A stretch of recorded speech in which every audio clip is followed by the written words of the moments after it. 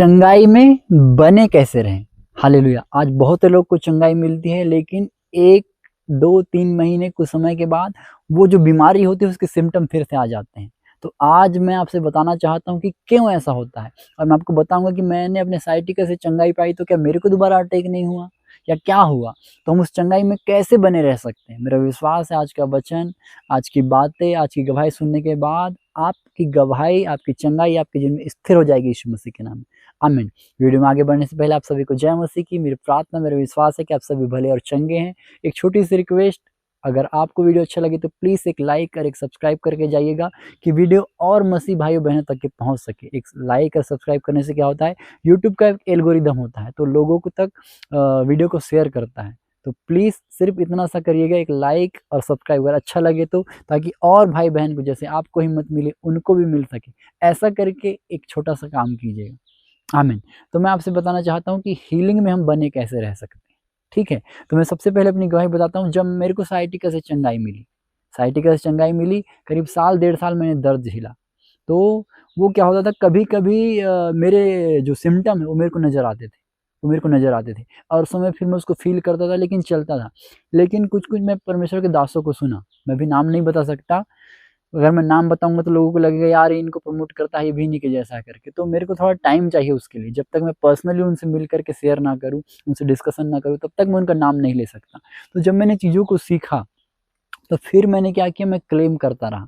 जब भी मेरे को दर्द होता मैं क्लेम करता कि यीशु के कोड़े खाने से मैं चंगा हो जाऊँगा। जब भी मेरे को बीमारी दिखती, जब भी मेरे को सिम्पटम दिखते, मैं क्लेम करता।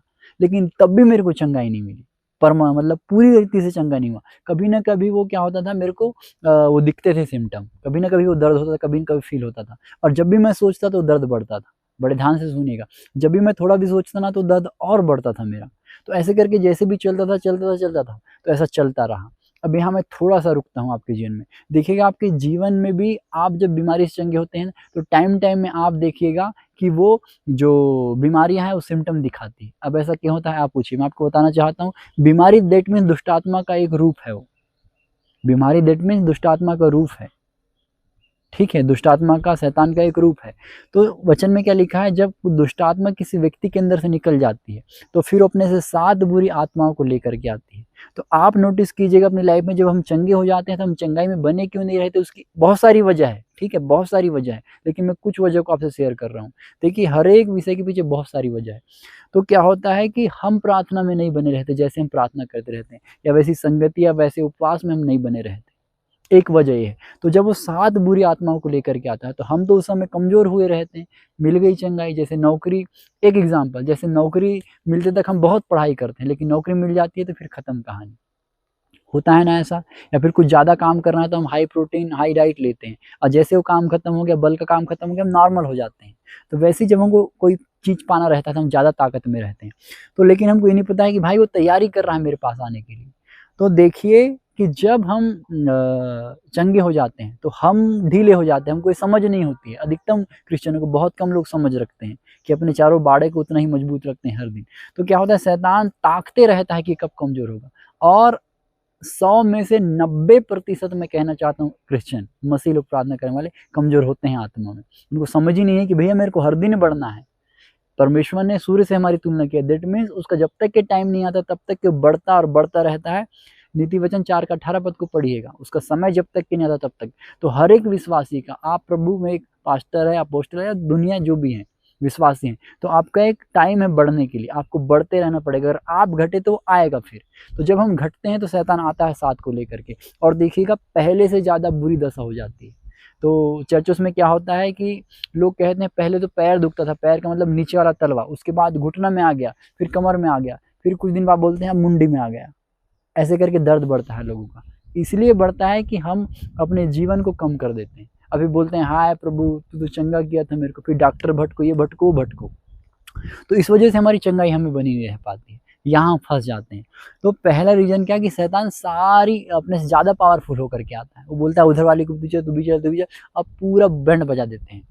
दूसरी बात, जब यीशु मसीह को हम पढ़ते हैं तो यीशु मसीह की जब परीक्षा हुई, अब ऐसा क्यों होता है सोचिए।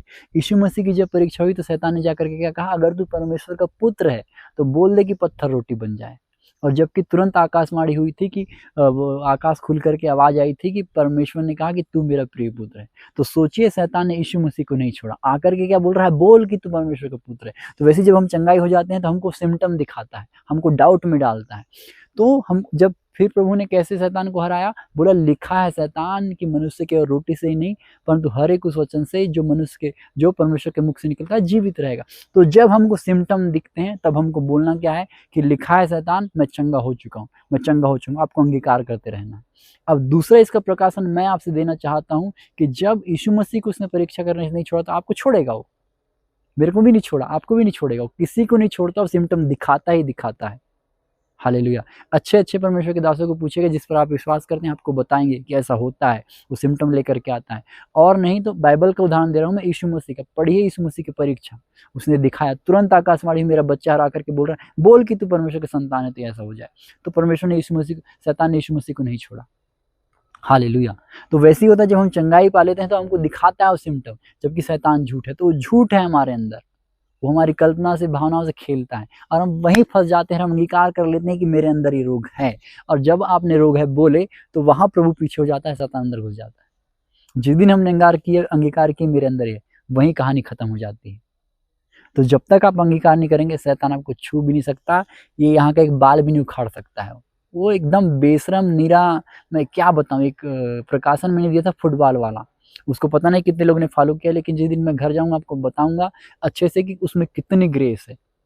हालेलुया। क्या होता है कि एक देने वाला होता है और एक लेने वाला होता है। देने वाला फुल आत्मा में है लेकिन लेने वाला उस आत्मा में नहीं है ना, आप कभी मेरे प्रकाशन को नहीं समझ सकते। यीशु मसीह ने वो चंगाई नहीं कर पाई जो कर सकते थे, क्यों? अविश्वास के कारण। तो कई बार हमको वो विश्वास नहीं हो पाता है परमेश्वर के दासों पे या उस पर कि वो ग्रेस हम में है करके, आमीन। या फिर हम आत्मा में तैयार नहीं रहते हैं, बस हम सुन लेते हैं वचन को और चले जाते हैं। ऐसा नहीं करना है, हमें तैयार रहना वचन को सुनने के लिए, भूखे और प्यासे रहना है, आमीन। तो अब मैं आपको बताता हूँ मेरा प्रकाशन जो मेरे को मिला। तो एक दिन क्या हुआ था कि मैं ऐसे ही कुछ सोच रहा था, प्रार्थना कर रहा था, मन में था, मन में रेडी था। तो अचानक मेरे को क्या समझ में आता है कि यीशु मसीह ने मेरे रोगों को, जख्मों को, तकलीफों को, सब कुछ को ले लिया, क्रूस में ले लिया। उसने कहा ना कि सब कुछ, मतलब रोग, बीमारी, जो कुछ बुराइयां मुझ में थी, जो कमजोरियां मुझ, उसने ले लिया और चला गया। और वचन में कहा सब कुछ पूरा हुआ। तो जब उसने ले लिया तो फिर मेरे पास कहाँ है वो? जैसे मेरा एक फ़ोन है, अगर मैंने आपको दे दिया और कोई मेरे से आकर माँगेगा तो मैं उसको दूँगा क्या? नहीं, मेरे पास तो नहीं, उसने ले लिया। तो यीशु मसीह झूठा है क्या? परमेश्वर का वचन झूठा है क्या? नहीं, वो सच्चा है। तो उसने क्या किया? ले लिया, तो परमानेंट ले लिया। तो फिर मैंने अंगीकार किया, प्रभु मेरे अंदर से रोग, मेरे अंदर से राई, मेरी कमज़ोरी, सुस्ती, दुर्बल, सब कुछ तो तूने ले लिया, फिर मेरे अंदर कहाँ है? और जब ये प्रकाशन आया तो मैं कंप्लीट चंगा और उसके दोबारा मेरे को सिम्पटम देखने को नहीं मिले।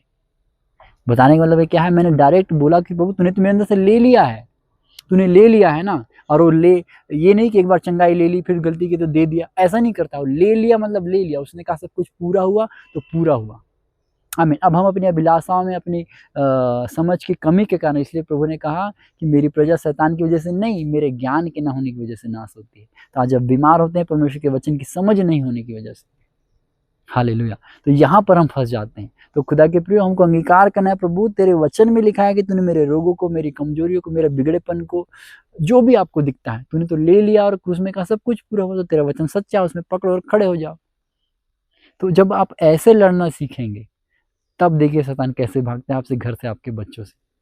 तो खुदा के प्रिय, जब आपको चंगाई मिलती है तो उसको बनाए रखने के लिए आपको काम करना पड़ेगा। जब डॉक्टर हमको बताता है ना मेडिसिन, भूखे पेट लेना, खाली पेट लेना, खाना खाने के बाद लेना, टाइम मिलना, बहुत टाइम देख करके लोग दवाई खाते हैं। काश उतना ही टाइम देख करके आप प्रार्थना कर लो। बच्चे में लिखा ना भोर को मन न गिरा, तो काश आप भोर को उठ के प्रार्थना करो, आप कभी बीमार नहीं होगे। हालेलुया। क्यों? क्योंकि पहले ही आपने अपने आप को बाड़े में छुपा लिया है। आज आप कमेंट करके बताइए कितने लोग भोर को उठ के प्रार्थना करते हैं। हालेलुया। अब कोई बोलेगा ठंडी है करके, ठंडी फंडी कुछ नहीं है। हमारा शरीर जो प्रभु ने बनाया है ना, वचन में लिखा है ना, न दिन की धूप से, रात की चांदी से तेरी कुछ हानि हो सकती। तो कैसे आपकी हानि होगी? बॉर्डर में खड़े हैं, प्रभु को नहीं जानते, उनकी हानि नहीं हो रही है। माइनस डिग्री में खड़े हो रहे हैं, उनकी हानि नहीं हो रही, आपकी कैसे होगी? हालेलुया। इस नेचर को बनाने वाला हमारा परमेश्वर, हमारा पिता है। तो खुदा के प्रभु, सिर्फ मैं आपसे इतना कहना चाहता हूँ, आप जितनी वचन की नॉलेज रखोगे ना, आप उतना अच्छा मसीह जीवन जियोगे और खुद नहीं जियोगे बल्कि दूसरों को भी प्रेरित करोगे। हालेलुया। आज मैंने आपको जितनी भी बातें कही, ये सिर्फ और सिर्फ परमेश्वर का अनुग्रह है।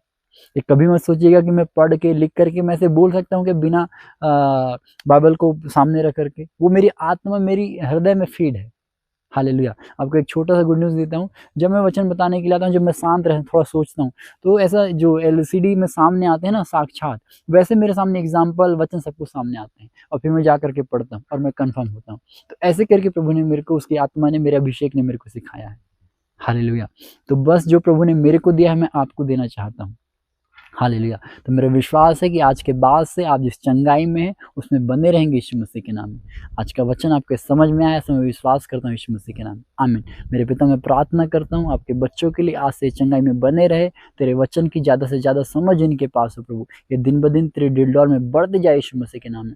तेरा दास होने के नाते सबके लिए मध्यस्थता की प्रार्थना करता हूँ। आज से इनका प्रार्थना का जीवन, वचन का जीवन, पवित्रता का जीवन सेम ना रहे प्रभु। ये दिन ब दिन बदलते और बदलते चले जाएँ और तेरी ज्योति इनमें चमके, जैसा लिखा कि तुम संसार की ज्योति हो प्रभु। आज तेरी ज्योति हम सब में चमकने पाए यीशु मसीह के नाम में। मैं धन्यवाद ना, आपने ऐसा कर दिया। आपने दुआ सुना, धन्यवाद। दुआ यीशु मसीह के नाम मांगता हूँ। आमेन, आमेन, आमेन। आप सभी को जय मसीह की। मैं गॉड ब्लेस यू ऑल। प्रार्थना में रहिए। अगर मेरे वचन को आप सुन रहे हैं, मैं सिर्फ आपसे इतना कहना चाहता हूँ, प्रार्थना करके सुनिए वचन। प्रभु का आत्मा आपसे जरूर बात करेगा। आमीन।